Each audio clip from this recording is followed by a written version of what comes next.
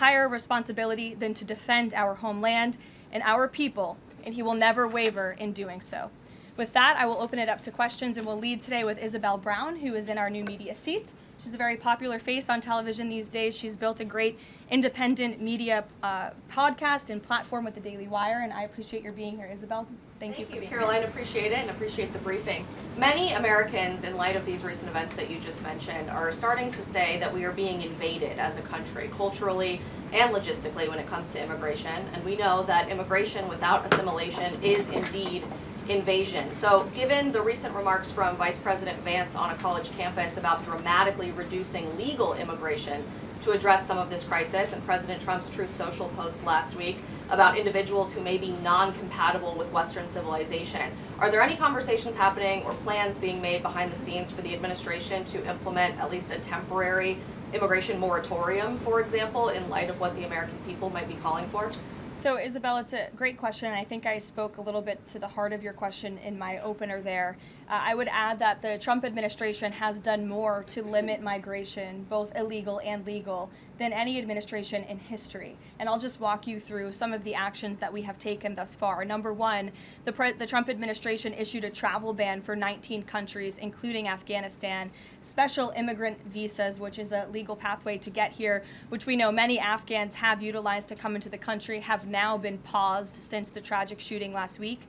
Refugee admissions were suspended for Afghans from this administration on day one, and refugee admissions into the country right now are essentially at zero, with the exception of Afrikaners fleeing persecution in South Africa. The State Department has also heightened their scrutiny and vetting of all visas and have revoked visas, as you know, for those who do not align with our country's national interests. The Secretary of State has the right to do that, and we've taken unprecedented action to do just that. We are also now pausing all asylum adjudications for additional vetting as well. And so additional actions I don't have to read out for you today, but I would just remark that the president has made tremendous progress on this front. And it's why it's so crucial that we not only secure the borders, which the president did in record time. We have zero illegal aliens entering into the country month after month, but we also are taking a look at those who are already in the interior of our country and removing them if they are here illegally, and also taking a look at these visas. Again, having a visa in the United States is not a right, it is a privilege. And the Secretary of State, if you are deemed contrary to our country's foreign national interests, has the right to revoke that privilege. Thank you. Gabe. Thank you, Caroline. Excuse me. Regarding Venezuela, the president said yesterday that Secretary Hegseth had denied that second strike, that reported second strike on an alleged drug vote on September 2nd. The secretary said to the president that didn't happen. But to clarify, I just wanted you to clear this up. In his social media post, Secretary Hegseth didn't go into details about that strike. He just said U.S. operations in the area were lawful, and he said that the story and media reports were fabricated. So to be clear, does the administration deny that second strike happened, or did it happen and the administration denies that Secretary Hegseth gave the order? The latter is true, Gabe, and I have a statement to read for you here. President Trump and Secretary Hegseth have made it clear that presidentially designated narco-terrorist groups are subject to lethal targeting in accordance with the laws of war. With respect to the strikes in question on September 2nd, Secretary Hegseth authorized Admiral Bradley to conduct these kinetic strikes.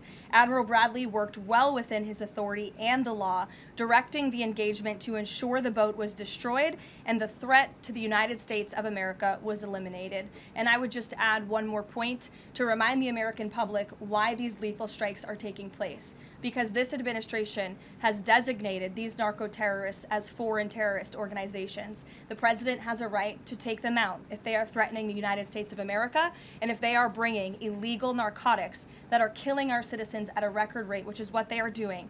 And under the previous administration, there was enough fentanyl trafficked into our country to kill every American man, woman, and child many times over. And so that's why you've seen a drastic difference in this administration's policy with respect to the last, and it's one of the many reasons the American public reelected this president and support this Secretary of War in conducting these strikes. So to be clear, to clarify, Admiral Bradley was the one who gave that order for a second strike. And he was Okay. well within his authority to do so. And a separate question, the president several days ago said it was his intention to pardon the former president of Honduras, who was a convicted drug trafficker. And yesterday on Air Force One, the president said that if someone sells drugs in that country, that doesn't mean you arrest the president and put him in jail for the rest of his life.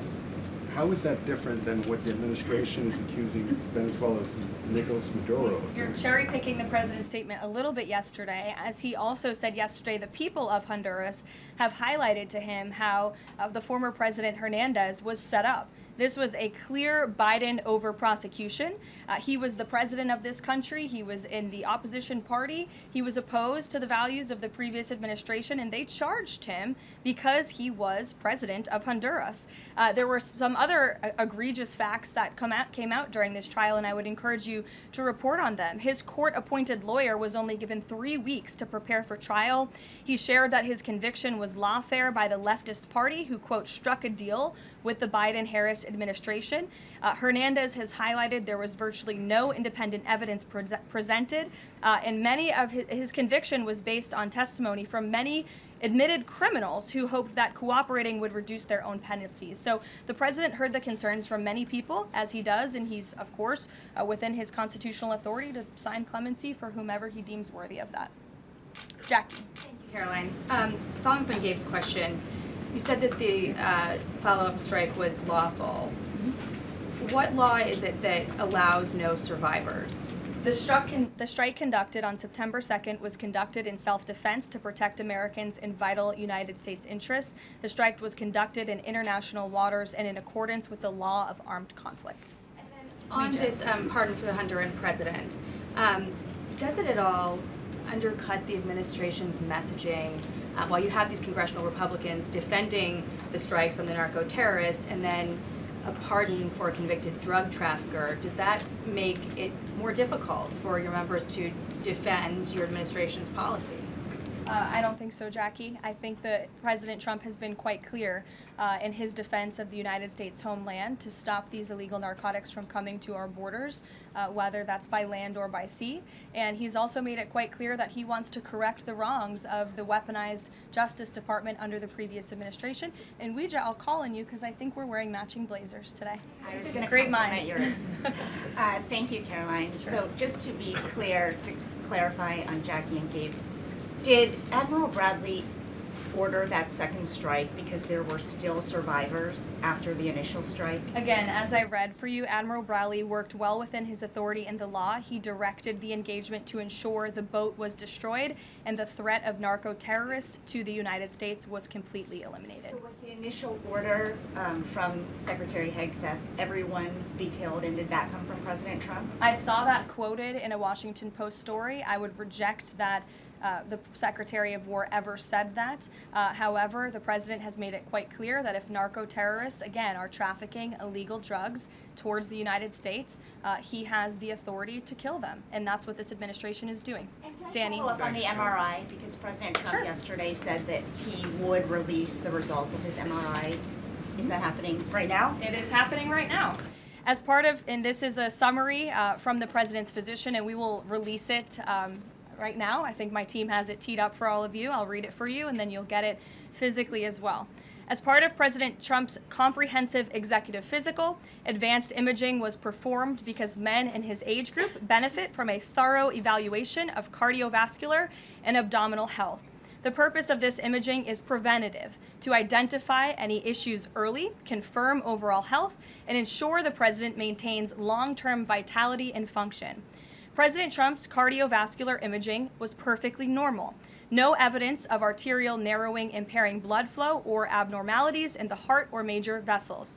The heart chambers are normal in size, the vessel walls appear smooth and healthy, and there are no signs of inflammation or clotting. Overall, his cardiovascular system shows excellent health. His abdominal imaging is also perfectly normal. All major organs appear very healthy and well perfused. Everything evaluated is functioning within normal limits with no acute or chronic concerns. In summary, this level of detailed assessment is standard for an executive physical at President Trump's age and confirms that he remains in excellent overall health. Again, we will provide that to you. I think that's quite a bit of detail, and in the effort of transparency, the president promised it last night and we have delivered today. So there you go. Danny. Thanks, Caroline. Just going back to Venezuela, can you confirm that President Trump is going to be hosting a meeting of his national security team in the Oval Office today on Venezuela? And what are they going to discuss? Are they hoping to reach a kind of final decision on that? Out of the effort of transparency, I will confirm that the president will be meeting with his national security team on this subject and on many matters. He meets with his national security team quite often. He's the commander-in-chief. It's part of his responsibility to ensure that peace is ongoing throughout the world. I'm definitely not going to detail the specifics of a meeting between the president and his national security team that's taking place in the Oval Office, but I'm happy to confirm that meeting is taking place for you. Can you tell us, what's the position on whether US troops on the ground is a possibility there? Is that, I know you've answered that before, but what's the current operative In status? Venezuela? I think my previous answer stands. There's many options at the president's disposal that are on the table, and I'll let him speak on those. Ed. The U.S. announced a trade framework deal with the United Kingdom on pharmaceuticals, where they will pay 25% more, and the savings theoretically will go back to American consumers. What guarantees are in that savings will in fact go back to the American consumer and not be sucked up by the company? I'm going to be honest with you, Ed. I'll get you the answer to that question after the briefing. So the American Rescue Plan, Sure. funded a number of universal income. Kush will get you that answer, right, Kush? My trade guy over here. The American Rescue Plan funded a number of universal basic income programs. Now Cook County, Illinois is extending that program into 2026 with $7.5 million of taxpayer money. What does the White House think about that? I'll also get you an answer on that after the briefing. Ed. 0 for 2. Go ahead. Sure. And then in the interest of transparency, does the White House support releasing the Department of Defense's video of those September 2nd strikes on those military boats? And also, separate topic on presidential pardon power. Why did the president commute the sentence of David Gentile recently? He was a private equity executive. He served 12 days out of a 7-year sentence. Prosecutors said he defrauded $1.6 billion with thousands of victims, including veterans, farmers, teachers. Why was he pardoned? To your first question, that's definitely not a decision for me to make. I would defer you to the Department of War. It's also probably a decision for the president himself to make. As for your second question with respect to that pardon, he issued a commutation for Mr. Gentile, who's the former CEO and co-founder of GBP Capital Holdings. Unlike similar companies, GBP paid regular annualized distributions to its investors. In 2015, GBP disclosed to investors the possibility of using investor capital to pay some of these distributions rather than funding them from current operations. Even though this was disclosed to investors, the Biden Department of Justice claimed it was a Ponzi scheme. This claim was profoundly undercut by the fact that GBP had explicitly told investors what would happen. At trial, the government was unable to tie any supposedly fraudulent representations to Mr. Gentile. In short, again, this is another example that has been brought to the president's attention of a weaponization of justice from the previous administration, and therefore he signed this commutation. Statements, though, say that these people were defrauded. I just read you a very detailed summary of why the commutation was made. Sure. In the middle with the red tie. Thank you, Caroline. Okay, Andrew, go ahead, and then you. In wake of Congresswoman Marjorie Taylor Go ahead Greene's early resignation, reports last week indicated that other House Republicans might consider doing the same. Does the president have any concerns in light of those reports about other House Republicans potentially leaving early, as well as the other announced retirements that we saw in the last couple of days? Look, I think the president maintains very good relationships with the vast majority, maybe with the exception of one or two. I think many in this room know who I'm referring to. Very good relationships with members of Capitol Hill within the Republican Party. And the president clearly is the unequivocal leader of the Republican Party. I think it was a recent CNN poll that actually showed that more than 90% of Republicans continue to support President Trump as the leader. So he maintains very good relations, as does his entire team here at the White House. And of course, we have a very slim margin in the House, and the president wants that to continue. Andrew, go ahead. for you Sure. first on the Venezuela strike.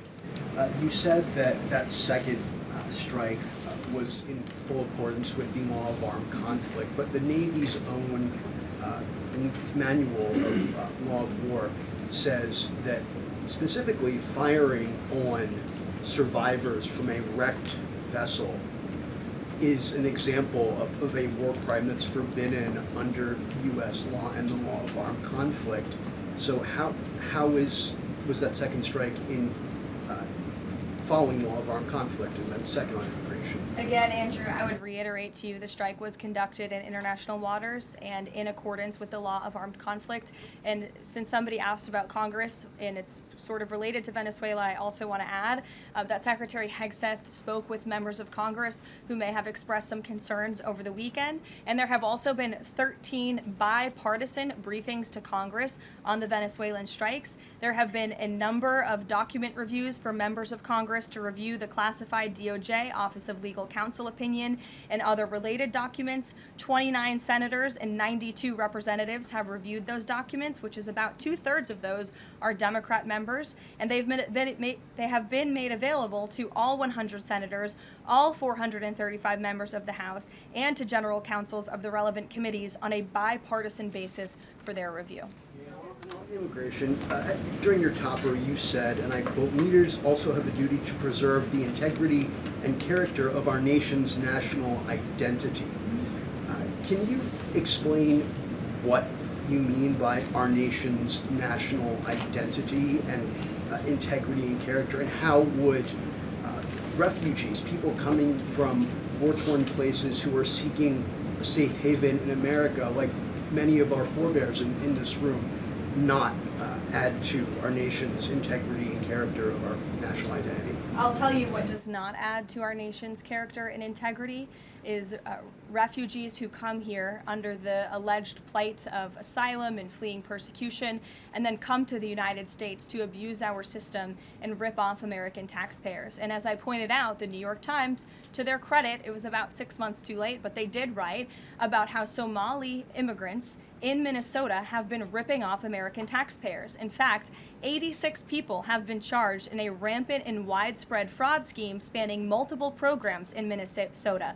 Of those 86, 78 of those people are Somali, 91% of them charged. So far, 59 of those people have been convicted for their roles in fraud plots that have stolen $1 billion from taxpayers. In one scheme, and this is egregious, a nonprofit and its affiliates with these Somali migrants claimed to have fed tens of thousands of American children during the pandemic. They were reimbursed for those meals by taxpayers. However, federal prosecutors found that almost all of those meals were never even delivered to hungry children. In fact, those organizations' leaders spent the money on houses, luxury cars, and real estate in Turkey and Kenya. Another scheme involved hundreds of organizations who were reimbursed for services that were supposed to help people at risk of homelessness. Once again, those services were never provided. All of this has happened under Democrat leadership in a Democrat-run state, where these refugees, these migrants are coming to the United States. They are abusing our system. They are draining our resources that should be going to law-abiding, taxpayer-funded, tax-paying Americans. And this president is not going to put up with it anymore. Rachel. Thank you, Caroline. Just to follow back up on the Washington Post reporting, so much of the concern from Democrats and Republicans is focused on the survivors. Why won't the administration either confirm or deny or reveal whether or not there were survivors after that initial first strike? And what imminent threat would two survivors pose who were clinging presumably to the wreckage of that boat? Again, as I said, I think you guys are sort of not listening fully to the statement I've provided. Admiral Bradley worked well within his authority and the law, directing the engagement to ensure the boat was totally destroyed and the threat to the narco-terrorists to the United States was eliminated. And for any further questions about his thinking, I would defer you to the Department of War. I obviously wasn't in the room for these. Just to follow up, Caroline, just on the administration's policy when it comes to survivors, was there a change in policy after this strike on September 2nd? The Washington Post is reporting that these two survivors were killed after a second strike, but then in October, two people were rescued. and returned to Colombia and Ecuador. So was there a decision that was made to handle survivors differently after these strikes? Not to my knowledge, no. Steve. The president confirmed that he spoke to the Venezuelan leader. Are you trying to negotiate his departure? Is there an asylum deal under work? President, as you know, last night on Air Force One, he said, I don't want to comment on that, but I did speak to him in the effort of transparency. So there you go. You got your confirmation. I'll let him speak further if he wishes to on the details of that conversation that took place. Steve Witkoff is headed to Moscow. How close are you to some sort of Ukraine agreement?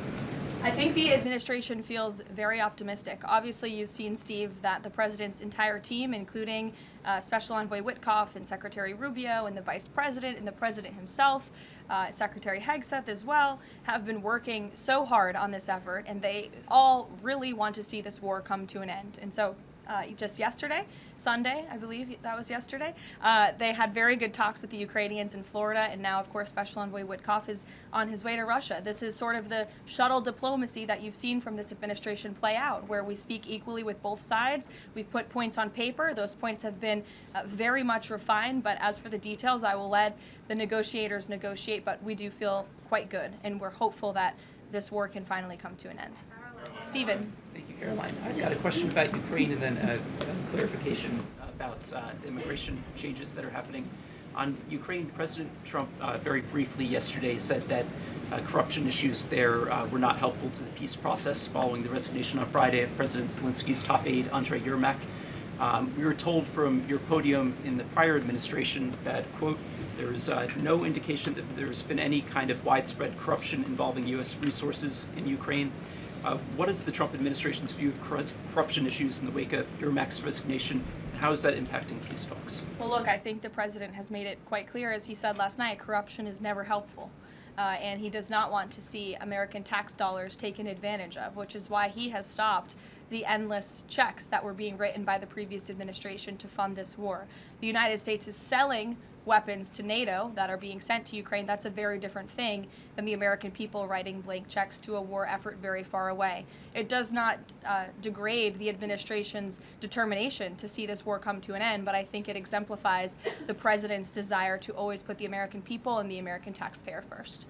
On immigration, you mentioned, or you emphasized that there would be a review of the Afghans who were resettled here under the previous administration. Yes. There's a lot of changes happening right now to asylum and to green card holders. What should the 2 million people with pending asylum claims, or the roughly 1 million people from the 18 other countries of concern, know about what's going on in the review? What's the status of all these other people? They're essentially paused for review, and the Department of Homeland Security is taking this very seriously, because we are not going to allow soldiers like we saw in American streets last week to be gunned down at the hands of these foreign nationals who had the privilege of coming to the United States of America. And unfortunately, this is not the only example of a dangerous Afghan who was let in by Joe Biden, who went on to harm the American people. There was an Afghan national who was let into the country under the Biden administration through Operation Allies Welcome, who shot and wounded 2 Fairfax, Virginia police officers during a routine traffic stop. He was killed by return fire after declaring, quote, "I should have served with the explicitive Taliban." 2 Afghan nationals were given legal status by the Biden administration as well, who were arrested and prosecuted for plotting a terrorist attack in Oklahoma just before Election Day in 2024. We all remember that. They possessed hundreds of rounds of ammunition and had pledged their allegiance to ISIS. There was also an Afghan national who was on the terror watch list who was apprehended by Border Patrol in 2024, but then he was released into our country by the Biden administration. Again, let's just highlight the absurdity of that. Border Patrol apprehended a terrorist, and then the Biden administration, because of their lax policies, still allowed him to come into the United States of America. I think everyone in this room, whether you want to admit it or not, does not want that individual living alongside you in your American neighborhood. And that individual was later arrested again after being allowed to live in the U.S. at large for over a year. Another one, a criminal illegal alien from Afghanistan, was arrested by ICE in 2025, convicted of second-degree assault, was previously allowed to stay in the country by the Biden administration. I have several more examples here. I'm happy to provide them to anyone in this room. John. Thank you, Caroline. First of all, happy Thanksgiving to Thank you. and your young family. Hope Thank you you. enjoyed it. You too. I have two questions unrelated. The first, back to Afghanistan. My son and I walked by the horrific shooting less than 1 hour before it happened. So for anybody that's here, this thing's real. You outlined all of these unvetted Afghans that that were let in by Biden. We just had one the other day that was going to blow up a DHS building. Can you be specific on what the Trump administration is doing now to re-vet those that are here so that we don't get a repeat of what we had Wednesday night? Sure. I can tell you two top-level things, and I would defer you to DHS for more of the specifics, as of course they are leading this effort, and I can assure you Secretary Noem is on the ball. I've spoken with her and her team, and they have an all-hands-on-deck effort to having resources go towards this. But we have paused all asylum adjudications, and then of course the special immigrant visas, which we know many Afghans utilize to come into the country under the Biden administration, have also now been paused. And I would just point out one more time that the Biden administration was responsible for the original sin that led to this tragic killing last week, the botched withdrawal from Afghanistan. He was responsible for Operation Allies Welcome, which is something that this White House and the people behind this podium in the last administration fully and wholeheartedly embraced. And they assured the American people there would be no risk or no harm to them. And as I just laid out for you in those many examples, that unfortunately and tragically has not turned out to be the truth. Just ask the families of these two brave National Guardsmen, one who is no longer with us and one who continues to fight for his life. So I know the president is wholeheartedly focused on this effort, and I think unfortunately these events do remind us why it's so important that the president's mass deportation operation continues. With that, follow up. The White House today launched a new fake news portal, which I found interesting. What is your objective with that, ultimately? And are you going to name the news networks, and are you also going to name some of the correspondents, some which may be here today? Yes, we are. I'm glad you noticed. Much to the dismay of some of your colleagues in the room, John. And I think it goes to our original promise on day one to hold the media accountable, because unfortunately, and we deal with this all day, every day around here, there are so many fake stories that are unfortunately written that have inaccurate characterizations of meetings that took place, and it's all based on anonymous sourcing. And you know, the standard for journalism, unfortunately, has dropped to such a historic low in this country. And again, we deal with it every day, where you can have an anonymous source who has no idea what they're talking about, zero credibility, call up a reporter in Washington and say, hey, I heard this, and then the next thing you know, it's on the front page of the New York Times. It's really incomprehensible. We appreciate the journalists, some of those who are in this room who do reach out for comment, who try to get things right, and there are some that remain. But overwhelmingly, the fake news that we see pumped out of this building on a day-to-day basis, it's honestly overwhelming to keep up with it all, and to constantly have to defend against these fake news and these attacks. And I will point out one fake news story over the weekend before I let you all go, from the New York Times that took about 1/3 of the president's daily calendar and his daily schedule and said that he's doing less than he did in his first term, or he might not be fit for the job. That is unequivocally false, and it's deeply unfortunate that this story was written by the same outlet and the same reporter who wrote this: Biden is doing 100% fine after tripping while boarding Air Force One. Oh, same outlet, same reporter who wrote that President Trump is not fit for the job. Are you kidding me? You all see him almost every single day. He is the most accessible president in history. He is taking meetings around the clock. Another one. Biden declared, quote, healthy and vigorous after his first presidential physical. I don't see headlines like that too often about this president. Again, same reporter, same outlet who wrote falsely over the weekend that President Trump is not fit for the job. I can assure you he absolutely is. You all see that with your own eyes on a daily basis, and the president's physician has now given you all 3 detailed reports on the state of the president's health. So with that, I will leave you all, and we'll see you tomorrow. Thank you. Thank you, Caroline.